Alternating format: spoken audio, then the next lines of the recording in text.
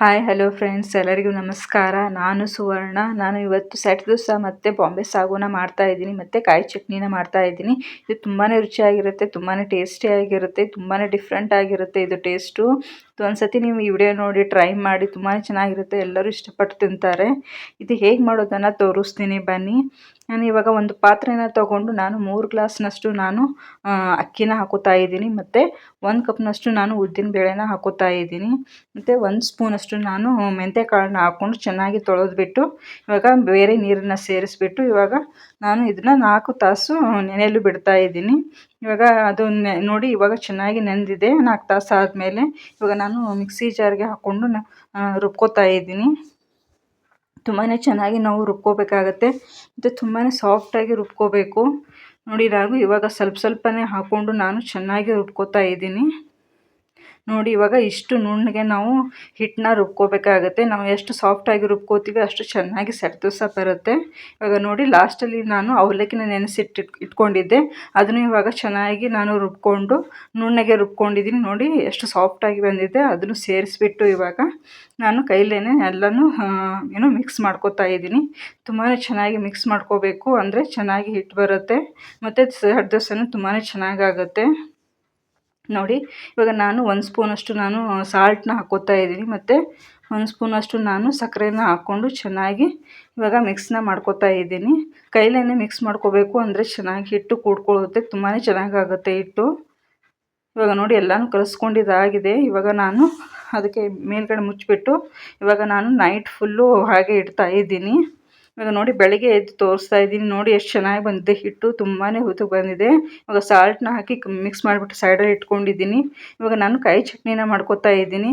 ನಾನು ಕಾಯಿನ ಚಿಕ್ಕ ಚಿಕ್ಕದಾಗಿ ಕಟ್ ಮಾಡ್ಕೊಂಡು ಇಟ್ಕೊಂಡಿದ್ದೀನಿ ಮತ್ತು 4 ಹಸಿಮೆಣ್ಸಿನ್ಕಾಯಿ ಹಾಕ್ಕೊಂಡಿದ್ದೀನಿ. ಶುಂಠಿ, ಬೆಳ್ಳುಳ್ಳಿ ಮತ್ತು ಲವಂಗ, ಏಲಕ್ಕಿ ಮತ್ತು ಜೀರಿಗೆ ಮತ್ತು ಸಾಲ್ಟು ಎಲ್ಲನೂ ಹಾಕ್ಕೊಂಡು ನಾನು ಚೆನ್ನಾಗಿ ಇದನ್ನು ರುಬ್ಕೋತಾ ಇದ್ದೀನಿ.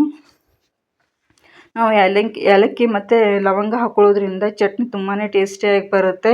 ಮತ್ತು ದಾವಣಗೆರೆ ಬೆಣ್ಣೆ ದೋಸೆ ಮಾಡ್ತಾರಲ್ಲ, ಅದೇ ದೋಸೆ ಜೊತೆ ನಾವು ಚಟ್ನಿನ ಏನು ತಿಂತಾ ಇರ್ತೀವಲ್ಲ, ಅದೇ ಥರನೇ ಟೇಸ್ಟ್ ಬರುತ್ತೆ ಇದಕ್ಕೆ.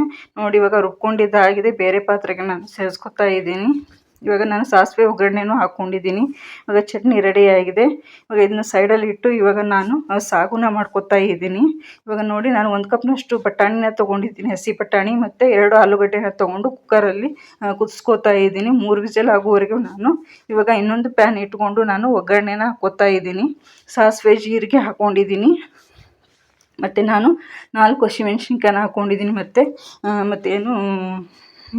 ಈರುಳ್ಳಿನ ಹಾಕ್ಕೋತಾ ಇದ್ದೀನಿ ಮತ್ತು 1 ಟೊಮೆಟೊನ ಹಾಕ್ಕೊಂಡಿದ್ದೀನಿ ಮತ್ತು ಕರಿಬೇವನ್ನ ಹಾಕ್ಕೊಂಡಿದ್ದೀನಿ. ಇವಾಗ ಚೆನ್ನಾಗಿ ಎಲ್ಲನೂ ಮಿಕ್ಸ್ನ ಮಾಡ್ಕೋತಾ ಇದ್ದೀನಿ. ತುಂಬ ಚೆನ್ನಾಗಿ ನಾವು ಫ್ರೈನ ಮಾಡ್ಕೋಬೇಕಾಗತ್ತೆ.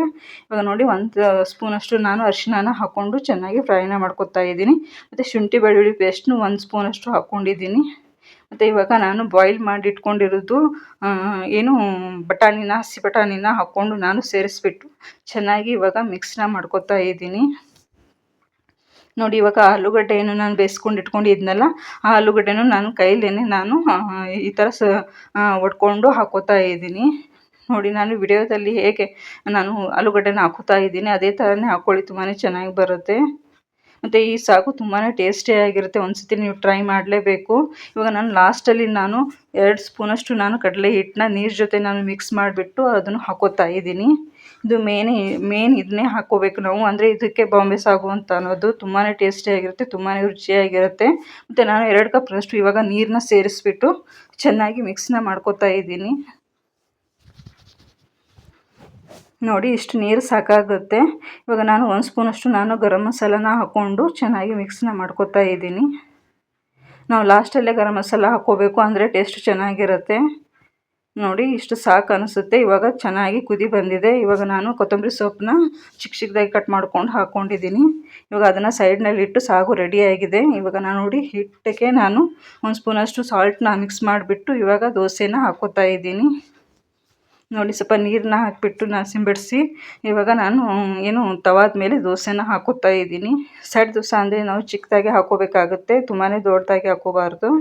ಇವಾಗ ನೋಡಿ ಸೆಟ್ ದೋಸೆ ನೋಡಿ ಎಷ್ಟು ಚೆನ್ನಾಗಿ ಬಂದಿದೆ.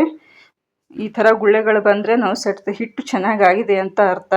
ಮೇಲ್ಗಡೆ ನಾನು ಚಿಕ್ಕ ಚಿಕ್ಕದಾಗಿ ಕೊತ್ತಂಬರಿ ಸೊಪ್ಪನ್ನ ಮತ್ತು ಕ್ಯಾರೆಟ್ನ ತುರಿದ್ಬಿಟ್ಟು ಹಾಕ್ಕೋತಾ ಇದ್ದೀನಿ. ಮತ್ತು ಸ್ವಲ್ಪ ಎಳ್ಳನ್ನು ಹಾಕ್ಕೋತಾ ಇದ್ದೀನಿ. ಎಳ್ಳು ಮತ್ತು ಕೊತ್ತಂಬರಿ ಮತ್ತು ಕ್ಯಾರೆಟ್ ಹಾಕೋದ್ರಿಂದ ತುಂಬಾ ಚೆನ್ನಾಗಿ ಬರುತ್ತೆ. ಸೆಟ್ ದೋಸೆ ತುಂಬಾ ಟೇಸ್ಟಿಯಾಗಿರುತ್ತೆ. ಮೇಲ್ಗಡೆ 1 ಸ್ಪೂನಷ್ಟು ನಾನು ತುಪ್ಪನ ಹಾಕ್ಕೋತಾ ಇದ್ದೀನಿ. ನೋಡಿ ಇವಾಗ ಸೆಟ್ ದೋಸೆ ರೆಡಿಯಾಗಿದೆ. ಇವಾಗ ನೋಡಿ ನಾನು ಮತ್ತೆ ಹಿಂದ್ಗಡೆ ನೋಡಿ ತೋರಿಸ್ತಾ ಇದ್ದೀನಿ ಎಷ್ಟು ಚೆನ್ನಾಗಿ ಬಂದಿದೆ, ಎಷ್ಟು ಟೇಸ್ಟಿಯಾಗಿರುತ್ತೆ. ತುಂಬಾ ಚೆನ್ನಾಗಿರುತ್ತೆ, ತುಂಬಾ ಸಾಫ್ಟಾಗಿರುತ್ತೆ ಸೆಟ್ ದೋಸೆ. ನೋಡಿ ಇವಾಗ ಒಂದು ಸೆಟ್ ದೋಸೆ ರೆಡಿ ಆಗಿದೆ. ನಾನು ಇನ್ನೊಂದು ಹಾಕಿಬಿಟ್ಟು ತೋರಿಸ್ತಾ ಇದ್ದೀನಿ ನಿಮಗೆ. ನೋಡಿ ಹಿಟ್ಟು ತುಂಬಾ ಚೆನ್ನಾಗಿ ಬಂದಿರಬೇಕು, ಹುದುಗ್ ಬಂದಿರಬೇಕು, ತುಂಬಾ ಹುಳಿ ಬಂದಿರಬೇಕು, ಅಂದರೆ ಚೆನ್ನಾಗಿ ಬರುತ್ತೆ ಸೆಟ್ ದೋಸೆ. ಇವಾಗ ನೋಡಿ ಇದನ್ನು ರೆಡಿ ಆಯಿತು. ಮೇಲ್ಗಡೆ ನಾನು 1 ಸ್ಪೂನಷ್ಟು ನಾನು ತುಪ್ಪನ ಹಾಕೋತಾ ಇದ್ದೀನಿ. ತುಪ್ಪ ಹಾಕೊಳ್ಳೋದ್ರಿಂದ ತುಂಬಾ ಟೇಸ್ಟ್ ಚೆನ್ನಾಗಿರುತ್ತೆ. ಏನು ದಾವಣಗೆರೆ ಬೆಣ್ಣೆ ದೋಸೆ ತಿಂದಿರ್ತೀರಲ್ಲ ಅದೇ ಥರನೇ ಟೇಸ್ಟ್ ಆಗುತ್ತೆ ಇದು. ಒಂದು ಸತಿ ಮಾಡಿ ನೋಡಿ, ತುಂಬಾ ಚೆನ್ನಾಗಾಗುತ್ತೆ. ನೋಡಿ ಇವಾಗ ಸೆಟ್ ದೋಸೆ ರೆಡಿ ಆಯಿತು. ಇವಾಗ ನಾನು ಸರ್ವ್ ಮಾಡ್ತಾ ಇದ್ದೀನಿ ಚಟ್ನಿ ಮತ್ತು ಸಾಗು ಜೊತೆ. ನೋಡಿ ಎಷ್ಟು ಚೆನ್ನಾಗಿ ಬಂದಿದೆ. ಸಾಗು ಅಂತೂ ತುಂಬಾ ಟೇಸ್ಟಿಯಾಗಿರುತ್ತೆ, ತುಂಬಾ ರುಚಿಯಾಗಿರುತ್ತೆ. ಈ ವಿಡಿಯೋ ನೋಡಿ ನೀವು ಒಂದು ಸತಿ ಟ್ರೈ ಮಾಡಿ, ನಿಮಗೆ ಗೊತ್ತಾಗುತ್ತೆ ಅದರ ಟೇಸ್ಟು. ಇವಾಗ ನೋಡಿ ನಾನು ಒಂದು ದೋಸೆನ ತೋರಿಸ್ತಾ ಇದ್ದೀನಿ ಎಷ್ಟು ಸಾಫ್ಟಾಗಿ ಬಂದಿದೆ ಅಂತ. ತುಂಬಾ ಸಾಫ್ಟಾಗಿ ಬರುತ್ತೆ ದೋಸೆ, ತುಂಬಾ ಚೆನ್ನಾಗಿರುತ್ತೆ. ಸಾಯಂಕಾಲ ನೈಟ್ವರೆಗೂ ಇದು ದೋಸೆ ತುಂಬಾ ಸಾಫ್ಟಾಗಿರುತ್ತೆ.